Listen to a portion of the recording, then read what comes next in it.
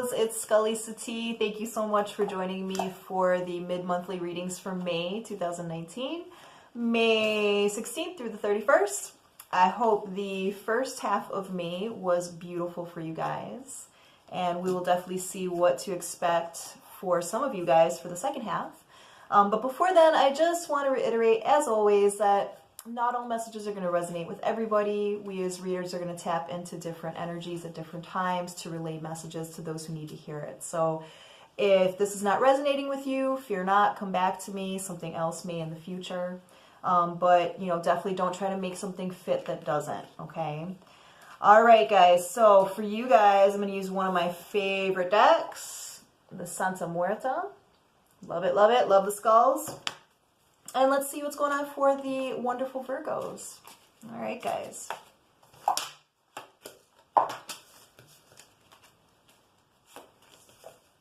Okay. Getting a lot of wands already, which is good. That means it's very passionate, fiery.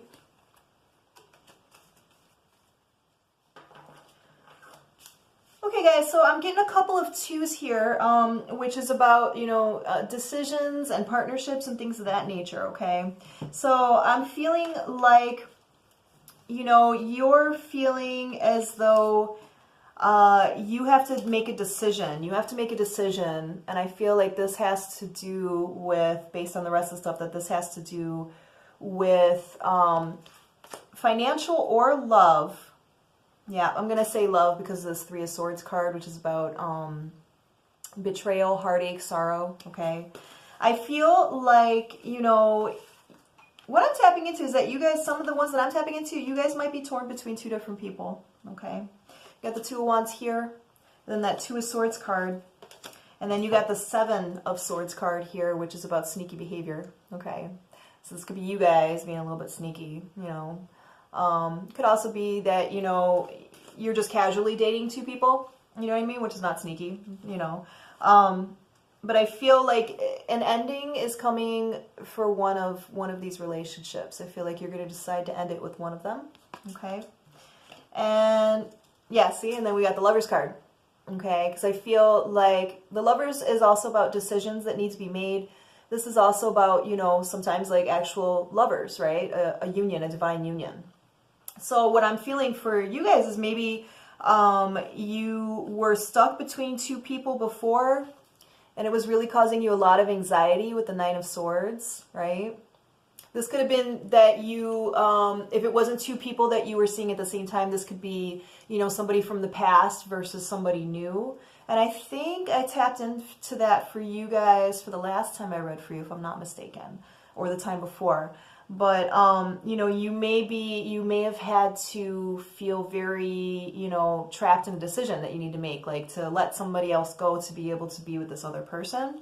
And there may be quick communication coming in because you may have to actually break it off with somebody else or cut off contact with a past person. Or maybe this person reaches out to you and that's when you're able to tell them, that you've made a decision on stuff with that, because I feel like what you're looking for is the Sun card. Like you're wanting to be happy, right? And if this is about a decision between the past versus now, maybe you started thinking like an X is an X for a reason, right? Like it didn't work before because of ABC, right? And maybe that had kept you from really fully opening up to a new person, right? And if this is about, you having two people that you were juggling, I feel like, with the Wheel of Fortune card here, that a quick decision is going to be made. I feel like one of these people is karmically bound to you to be able to be with. And here's that Judgment card. And this is something that you have to really determine for yourself. Okay. Because I'm feeling like what I'm picking up on is that you had to walk away from something in the past with the Eight of Cups. So this may be this past person that I'm picking up on. Maybe, and if you're currently juggling, it could be that, one of the people you've known longer. So you've had this on and off thing with this person for a while, because you weren't able to fully let go. Maybe the sex was really good, or maybe it was just something that was really habitual for you. Okay.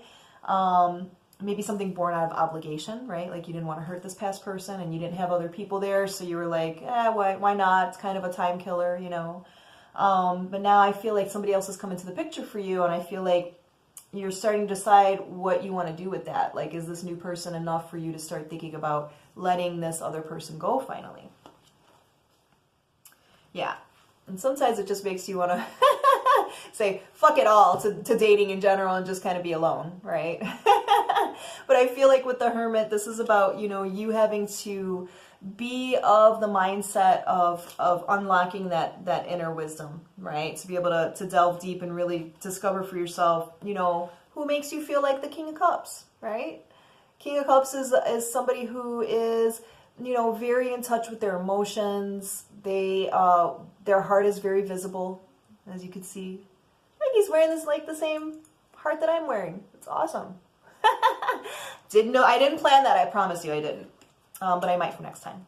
So, but I feel like, you know, you're wanting to get into your balanced emotions, you know, having to do with a relationship, and being stuck between these two options is starting to make you feel very ill at ease, very uncomfortable. And I feel like with the Moon card, you know, I feel like you're looking for things to be very illuminated for you. You don't want things to be hidden in the dark anymore. You don't want to be unclear on what you're supposed to be doing, okay? Because, you know, this is really a burdensome issue for you with the Ten of Wands, you know, and you're getting to that point where you're thinking that maybe you need to lay down your burden. Yeah, and I do feel that with the Tower card here. This is about, you know, anything with a faulty foundation is not going to last, and it is going to be shaken down to its core to be able to build anew from it.